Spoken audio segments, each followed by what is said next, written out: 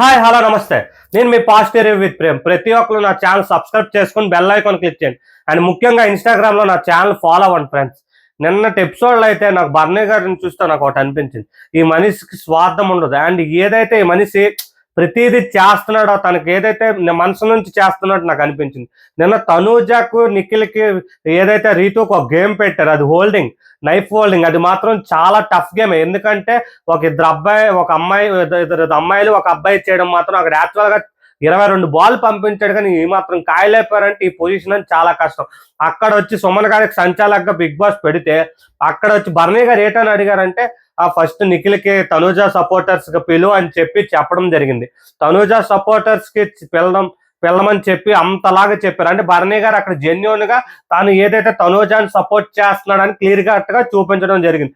ఈ విషయం ఈ గేమ్ అయిపోయిన తర్వాత అక్కడ ఒకటి సంజనా గారు వచ్చారు. సంజనా గారు వచ్చాక అప్పటికి సంజనా గారు వచ్చి ఇంకా నించునేసరికి అక్కడ ఏదైతే బజర్ మోగు నించునేసరికి ఫస్ట్ సంజనా గారి పేరు చెప్పగానే రీతు ఆల్రెడీ ఏదైతే హెడ్ మీద ఉన్న కిరీటాన్ని మూతి వరకు తెచ్చింది.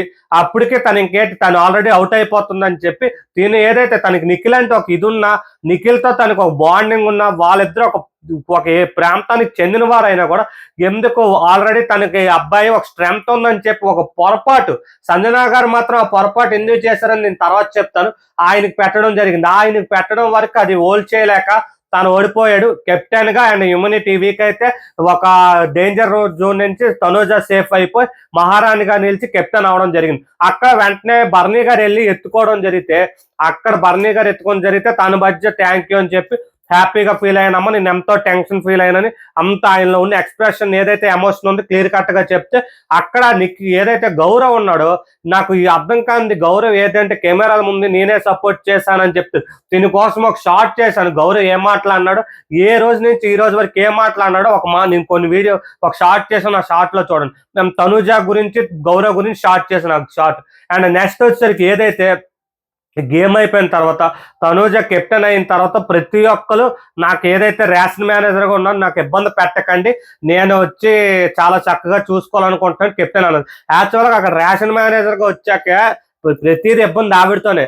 ఎందుకంటే ఇప్పుడు వరకు బిగ్ బాస్ హౌస్ లో 9 సీజన్లోని తనూజ రేషన్ మేనేజర్ అయినప్పుడు అయినంత ఇష్యూస్ మిగతా వాళ్ళు అయినప్పుడు లేదు. ఎందుకు మాధురి గారు లాంటి ఒక స్ట్రాంగ్ లేడీ ఆవిడైనప్పుడు కూడా అన్ని లేకుండా తనూజ కొన్ని విషయాల్లో యారగెంట్ తగ్గదు. ఎందుకంటే తను ఏదైతే ఈ గేమ్ అంతా అయిపోయిన తర్వాత లాస్ట్ లో మార్నింగ్ ఏదైతే బిగ్ బాస్ సెకండ్ రౌండ్ పెడితే మీ ఇద్దరి మధ్యన ఏటవుతుంది అని చెప్పి సంజనా గారు అన్నారు.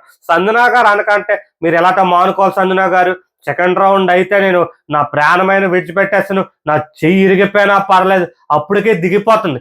ఇంకో ఆవిడ చేసిన పొరపాటు నిఖిల్కి పెట్టకపోవడం ఆవిడ చేసింది. అదే బాల్ ఏదైతే తనకు పెట్టుంటే ఎంతవరకు నుంచి ఉంటుందో తెలుస్తుంది. దీనికోసం షార్ట్ చేసి చూడండి. ఎందుకంటే ఆవిడ చేసిన ప్రతిదీ నేను చెప్తున్నాను. తనూజ గెలడం గొప్ప, బట్ గెలిచే విధానం గొప్ప కాదు నా దృష్టిలో మాత్రం. అండ్ ఇది అయిపోతే ఒక పర్సన్ ఏదో సెకండ్ రౌండ్ ఎవరైనా అంటారు సెకండ్ రౌండ్ ఉంటే ఏటి పరిస్థితి అని, దానికి వచ్చి పెద్ద ఏదో ఎక్కడ లేని డైలాగులు అమ్ముతారు. నిఖిల్ తమతో మాట్లాడడం మాంచాడు. ఎమ్మెల్యేలకి వెళ్ళి చెప్పడం ఏంటంటే మాట్లాడమనవా, నేను ఇలా తన అబ్బాయి కదా ఉంటాడేమో తను చెప్పని నేను పెట్టడం జరిగిందని చెప్పాడు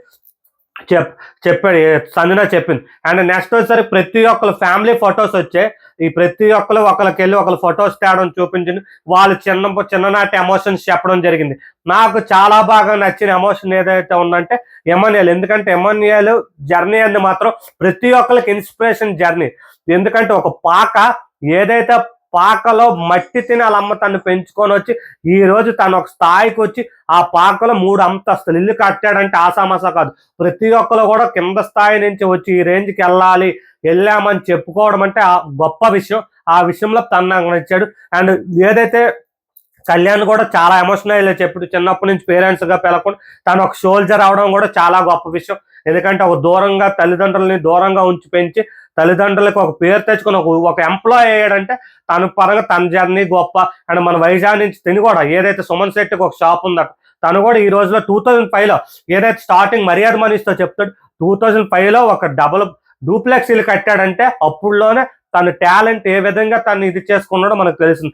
ఈ ఒక్క మిగతా అందరిది చాలా ఎమోషనల్ గా లేదు, కానీ ప్రతి ఒక్కరు హ్యాపీ మూమెంట్సే చెప్పుకున్నారు.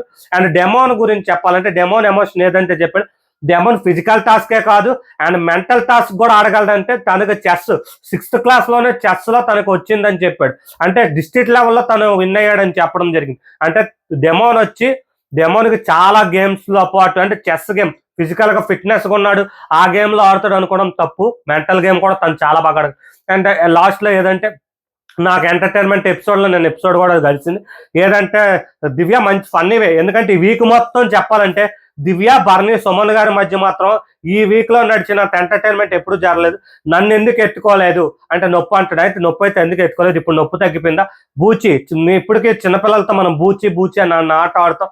నాకైతే వీళ్ళిద్దరు బాండింగ్, వీళ్ళిద్దరు ఫన్ ఏదైతే సుమను మన దివ్య ఉన్న బర్నీ గారు మాత్రం అక్కడ కూర్చొని మాత్రం నాకు నా చిన్ననాటి జ్ఞాపకాలు గుర్తొచ్చి అనిపించింది. అండ్ నేను బర్నీ గారి గురించి నాకైతే ఎమోషనల్గా మంచోళ్ళు అనిపించింది. అండ్ దివ్య కూడా అక్కడ ఫన్గానే అడిగింది కోపం. దీని గురించి కొంతమంది నెగిటివ్ వీడియోలు చేయడం జరిగింది. ఇలాగేట కాదు, అక్కడ ఫన్గా అడిగింది. తనతో ఒక ఏదైతే చేయాలనుకుంటుందో కెచ్చాలు అంటారు కదా, ఆ కెచ్చాలుగా చేసింది. గౌరవ్ గురించి, తనూజ గురించి ఒక వీడియో చేశాను షార్ట్, ప్రతి ఒక్కరు చూడండి. Thank you and support my YouTube channel positive with Prem.